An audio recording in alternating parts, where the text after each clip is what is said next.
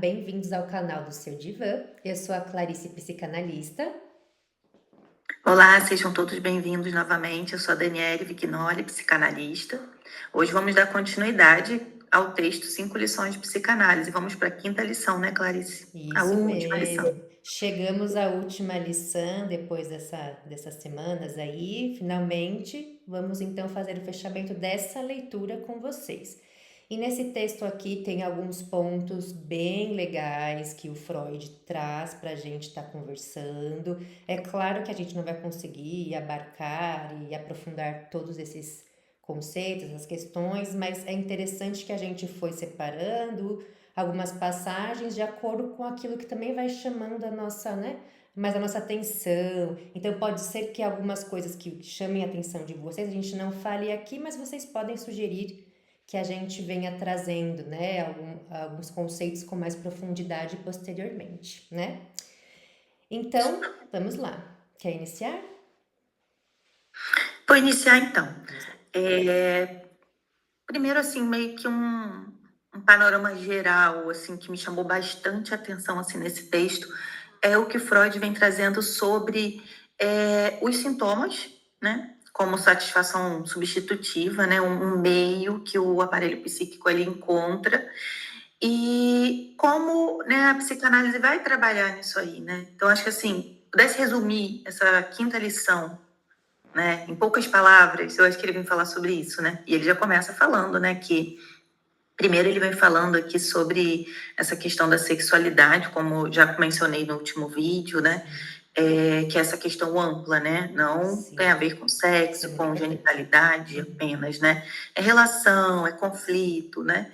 E como isso é a causa aí dos sintomas neuróticos. Então, quando ele coloca aqui, né? Quando as pessoas adoecem, né? No primeiro parágrafo, quando, devido a obstáculos externos ou falta de adaptação interna, não acham satisfação para as suas necessidades eróticas na realidade. E aí ele coloca, né, que isso faz com que se produza a neurose, né, que ele coloca aqui que se refugiam na doença, né, e os sintomas aqui patológicos como parte dessa atividade sexual do indivíduo, ou até mesmo toda a sua vida. E um ponto que eu achei muito interessante nesse primeiro parágrafo é que ele já coloca desse distanciamento da realidade, Sim, né? Então, na neurose, né, há também esse distanciamento da realidade, não é só com na certeza. psicose, né, que é uma outra estrutura Sim. psíquica. Inclusive tem um texto, né, que do Freud que diz, né, que é a perda da realidade na neurose e na psicose. Então, quando não se encontra ali aquele meio de satisfazer o seu desejo, na realidade, cria-se uma fantasia, né? Sim. E cria-se o sintoma, e aí chega-se a neurose, né? O que ele está querendo explicar ali um pouco nesse primeiro parágrafo aqui. Isso mesmo. E aí ele vai falar dessa fuga da realidade que é insatisfatória, né, nessa primeira página, e aí ele vai caminhando. Esse primeiro parágrafo, essa primeira página é bem legal, né, falando da satisfação substitutiva, dessa questão do o ganho de prazer imediato, né? Porque é tão difícil a gente também se livrar, né, do sintoma, porque tem essa questão do ganho, essa satisfação. E aí então ele vai trazer já no finalzinho dessa página, aqui para mim do laranjinha, tá na primeira página ainda, que é na página 87, que aí ele fala, né, a fuga da realidade insatisfatória, que chamamos doença, em razão da sua nocividade biológica, e não obstante jamais o é sem um ganho de prazer imediato para o paciente. Aí ele vai falar ali pela questão da regressão, o retorno das fases anteriores da vida sexual, né? Dessa forma ampla, como a Dani bem mencionou e falou no último vídeo. Então, aí na outra página 88 ele vai falar mais sobre isso. E uma parte também que me chamou, tudo, sempre várias passagens, né, chamam a atenção, mas teve uma, na página 88 mesmo, que é na segunda página, acredito que no livro que a Dani tá também, que é mais ali para o segundo parágrafo, que ele vai dizer, vou colocar um trechinho dessa passagem. Vocês nos advertirão que nós, pessoas com as elevadas exigências de nossa cultura, e sob a pressão das nossas repressões internas, achamos a realidade de modo geral insatisfatória. E por isso mantemos uma vida de fantasia, que ele já está entrando na questão da fantasia, né? Na qual, por meio de produções de satisfações de desejo, gostamos de compensar as insuficiências da realidade. Nessas fantasias está contido muito da autêntica natureza constitucional da personalidade e também dos estímulos reprimidos da realidade. Então aqui ele está entrando, falando um pouco mais sobre a fantasia, né? E aí ele fala, só para finalizar essa passagem, que o homem enérgico e bem-sucedido é aquele que, por meio de trabalho, consegue converter suas fantasias de desejo em realidade. Sempre que por resistência do mundo exterior e fraqueza do indivíduo tal não é conseguido, surge o rechaço da realidade. O indivíduo se retrai para seu mundo de fantasias que o satisfaz e cujo conteúdo, em caso de doença, ele converte em sintomas. E aí, né? Essa fuga é muitas vezes exagerada da realidade, né? Que aí fica falando da fantasia também. Interessante essa parte, né? E aí, quando a gente fala assim, primeiro em prazer, né, em satisfação, a gente está falando aqui de algo que é inconsciente, né? Não é, Sim. eu gosto de sofrer, eu estou sofrendo, mas eu gosto. Não, a pessoa está assim porque ela quer, não é isso, né? É um modo de funcionamento que a gente vai desenvolvendo Sim. ao longo da nossa vida, né? Sim. E acho que a gente já mencionou em algum outro vídeo, né, o que é a satisfação para o aparelho psíquico, né? O que é esse prazer? É a diminuição da tensão psíquica, né? Para que ele possa estar em funcionamento. Né? Então, fica nesse equilíbrio, né? Prazer e desprazer, né? O quanto de desprazer que é suportável para aquele indivíduo, né? Sim. E nessa questão da fantasia, né? O quanto a gente precisa produzir fantasias, né? Criar fantasias na nossa mente para lidar com essa realidade e com o mundo, né? Porque não temos como satisfazer todos os nossos desejos, né? Para que possamos viver em sociedade. E aí, mais à frente, né? Já Freud maduro, ele vai produzir os textos de mal-estar na civilização, né? Sim. Explicando, né? Sobre isso, né? Sim. E esses caminhos aí que a gente consegue, de repente, quando ele coloca aqui, né, desse indivíduo enérgico, é o que ele vem falando aqui sobre a sublimação. Sim. Ele não falou muito, né, sobre sublimação durante toda a sua obra, né, não tem tanto desenvolvimento sobre isso, mas aqui ele já coloca, né, os meios Sim. de sublimar. Aqui ele falando da fantasia, da questão da realidade, aí ele coloca, né, em seguida a questão do talento artístico, né, que a pessoa ali vai colocar através da sublimação essa questão enfim, da satisfação, uma forma, né, que a gente vai falar, ele fala mais para frente, ele traz essa questão dos destinos do desejo, um deles é a questão da sublimação, mas aí a gente vai mais para frente, está falando. E essa questão da fantasia, ele falou um pouco aqui e falou dessa fuga da realidade, e a questão também quando a gente conta uma história, né, não necessariamente aquilo, do nosso ponto de vista, quando na clínica ou nós, quando estamos relatando, é através disso também do que a gente, né, a gente fala, o que a gente viu naquela situação, foi de fato aquilo, né? Então a gente não fala fantasia porque é uma mentira ou uma coisa, nossa, né, uma coisa muito louca, não, é porque é daquela forma que nós vimos, lembramos aquela situação, né, que talvez conseguimos dar conta de entender ou de vivenciar uma situação que ocorreu quando éramos menores na nossa vida, né? Eu costumo até falar, né, e ouvir também, né, em aulas, né, que participo, né, de a gente vê o mundo pelas lentes da nossa fantasia, como se fossem óculos, cada um tem um diferente, né? Cada um vai enxergar de uma forma, uma situação.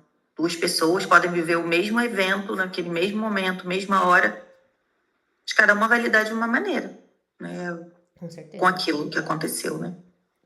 Com certeza. E através da análise é que aí vai narrando aquilo para justamente entender ou elaborar ou, né, colocar o que foi lembrado, o que foi vivido, essas fantasias, essa lente, né, que a pessoa viu naquele momento. Então aqui ele tá falando um pouco disso, bem legal também.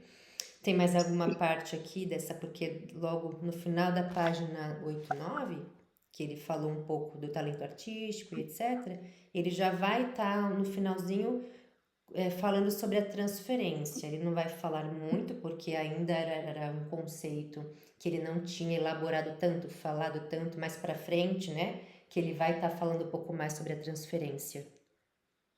Sim, né? Vão ter os textos, né? Dinâmica da transferência. Se eu não me engano, observações sobre o amor transferencial. Não lembro se o título é esse direitinho. Porque aqui ele Uma dá uma pincelada. passada, né? Porque sem haver a transferência, que é essa reedição dos afetos, né? Do analisando para a pessoa do analista, não há possibilidade de haver uma análise, Sim. seja a transferência positiva ou negativa. Uhum. Tem que haver uma transferência de alguma maneira ali, para que isso possa ser pontuado, para que isso possa ser mostrado ali em algum momento da análise, que está havendo essa repetição. Né? E a partir daquilo ali poder fazer algo. E ele coloca aqui, né, no finalzinho dessa página, que ele fala, sempre que tratamos gente, eu viro e mexo quando leio eu travo. Psicanaliticamente de uma neurose, sobrevém o estranho fenômeno da chamada transferência. Ele coloca aqui estranho fenômeno porque ele ainda estava, né, começando a falar mais sobre isso. E isso significa que se dirige ao médico uma quantidade de estimulações externas, frequentes vezes misturadas à hostilidade, né? E aí que ele vai falar a questão do vínculo, aquela porção de sua vida sentimental, né? Que a pessoa já não pode evocar na lembrança, que vai ser ali no momento da transferência que vai acontecer, né? Com o psicanalista, de um para o outro, inclusive, né?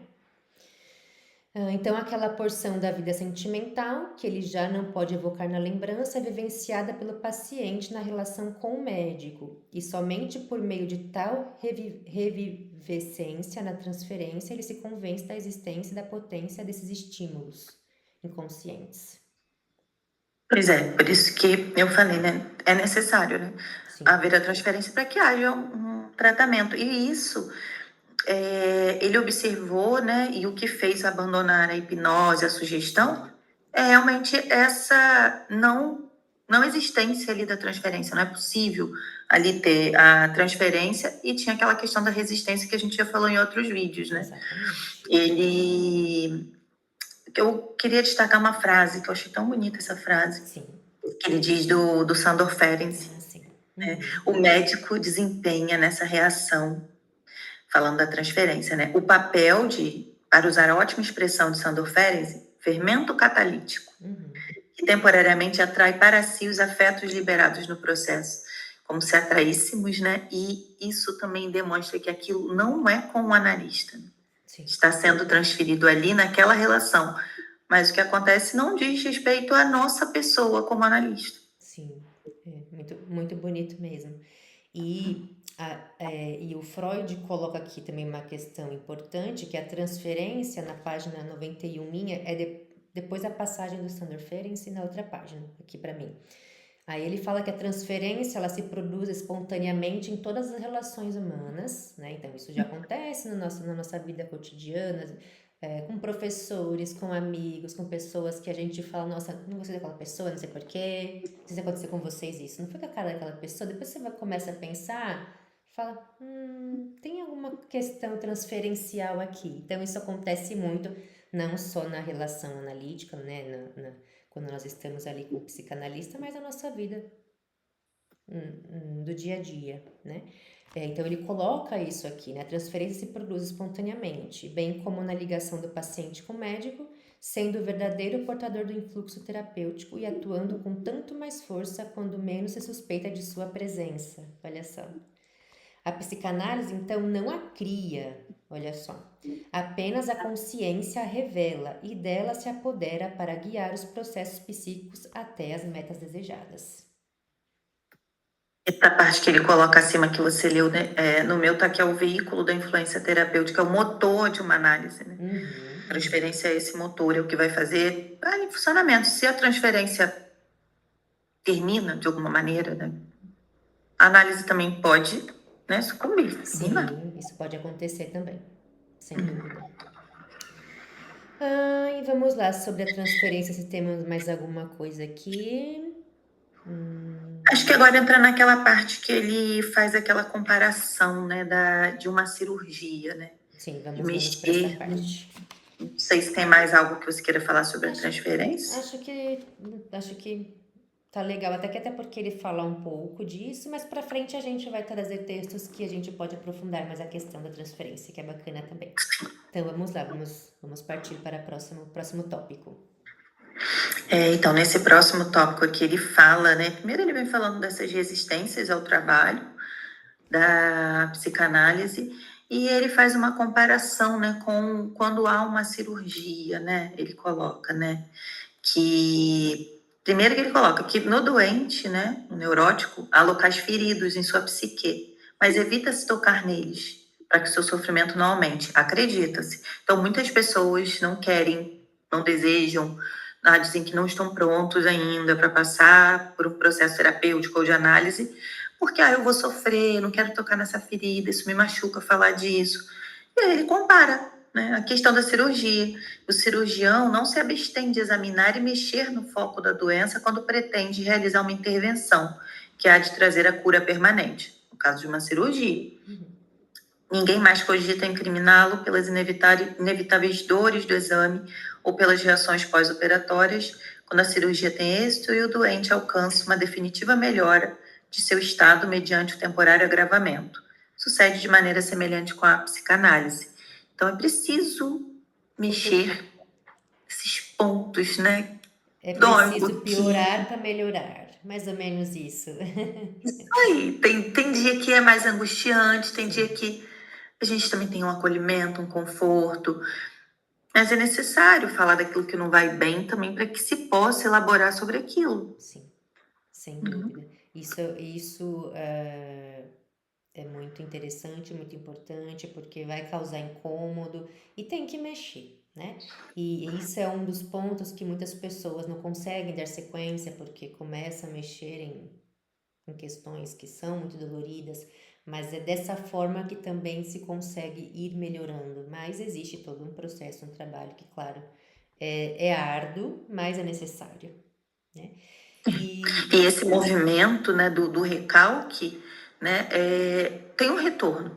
tem. E a gente coloca, né, que essa voz do inconsciente, ela vai estar ali latente, ela vai querer ser ouvida de alguma maneira. Se não é ouvida num processo de análise, aquilo vai retornar em forma de sintomas, vem nos sonhos, conversões histéricas, né, processos somáticos, tantas coisas podem. Até que momento aquilo vai conseguir ficar lá, aquela panelinha de pressão, tá, ele tá só enchendo, até uma hora que... Uhum. E é um ponto que o Freud também coloca nesse texto, que eu acho que até depois eu vou chegar nessa parte que eu sublinhei também, mas aqui só falando mais livremente, que ele coloca que muitas vezes, em todas as vezes, a questão de estar reprimido, ter esse recalque, estar em sintomas, é mais danoso do que você, né, conseguir superar essas resistências, né, não deixar reprimido, levar para consciência, por mais que seja, vai ser um trabalho árduo, angustiante, mas é mais benéfico, né? Mais benéfico para a pessoa depois do que ficar lá sofrendo aqueles sintomas, aquelas questões. Ele coloca até do gasto, né, de energia psíquica, né, mais Muito, à muito. frente. É um gasto Que, muito né, o grande. quanto que o neurótico perde com suas repressões. Muitas fontes de energia psíquica que, afluindo para a formação do seu caráter, sua atividade teriam sido de grande valor. Quanto disso que você está gastando no sintoma Muito. não poderia ter se revertido para algo, né, da Exatamente. sua vida, algo produtivo? Exatamente. E mais para baixo dessa parte que você leu, ele coloca outra questão, né? quando essa resistência à psicanálise em relação aí eu vou ler a passagem, que ele fala assim, ó, quanto ao temido desenlace, isto é, a destruição do caráter cultural por obra dos impulsos libertos na repressão, essa é inteiramente impossível, pois essas apreensões não levam em conta o que com certeza nossas experiências nos ensinaram, ou seja, que a potência anímica e somática de uma moção de desejo, sempre que fracassar sua repressão, incide com mais força quando inconsciente do que quando consciente. Foi isso que eu coloquei agora. Ela incide com mais força quando está inconsciente do que consciente. É porque estando ali inconsciente, o que você pode fazer? Porque pode se pensar assim, tá recalcado, tá no inconsciente, tá guardado, tá num lugarzinho. Não é isso. Aquilo está ali trabalhando, está agindo, está gastando energia psíquica, está influenciando na sua vida de alguma maneira. É isso mesmo. E, bom, depois ele vai trazer, então, dessa forma, os destinos dos desejos inconscientes liberados. Quais são esses destinos, né, essas saídas para a vida do indivíduo? Então, a gente colocou uma delas que é a sublimação, né? Aqui ele coloca, essas vias são muitas, mas aí ele coloca 3 aqui, né? 3 saídas. Ele começa falando da questão o resultado mais comum é que já durante o tratamento, essa questão de, né, se tornar consciente o que estava inconsciente, né? Esses desejos se façam anulados pela atividade anímica adequada das melhores emoções que lhe contrapõem. Então, a repressão é substituída por um juízo adverso levado a cabo pelos melhores meios. Então, um dos meios é o que a psicanálise está buscando, que é tornar consciente aquilo que está inconsciente. Na visão de Freud, né, esse Sim, era um dos sim. mecanismos que ele trabalhava ali na cura, né, e ele já coloca como segundo desfecho, ele coloca aqui, eu vou ler, né, o segundo desfecho do trabalho psicanalítico é aquele que os instintos inconscientes revelados podem ser conduzidos àquela adequada aplicação que já deveriam ter encontrado mais cedo, se o seu desenvolvimento não tivesse sido perturbado. Foi até o que eu antecipei e falei um pouquinho antes. Essa questão dessa energia psíquica que é gasta para manter aquele conteúdo recalcado, alimentando aquele sintoma. Isso pode, né, ter outro destino na vida daquele sujeito. O que farei, né, com essa energia toda? Quanta produção, quanta coisa, quantas pessoas ficam inibidas, estagnadas, tem aqueles inibição, sintoma e angústia, né, um texto mais à frente onde Freud vai falando, né, o que acontece quando aquele sintoma ele se forma, essa inibição. E aí vem tudo isso que a gente vê na clínica, né? Sim. Esse é um outro destino. E aí ele vem falando do terceiro, quer falar? O da sublimação? Sim. Ou quer complementar esse? Não, é isso mesmo. É que o que eu comecei a falar tem a ver com isso que você está falando. E aí ele coloca, então, outra saída bastante adequada, outro processo bastante adequado, é o da sublimação, que é o que a gente falou já um pouco, né? Por meio do qual a energia de emoções infantis de desejo não é bloqueada, mas se mantém passível de ser empregada, substituindo-se a meta. Ou seja, para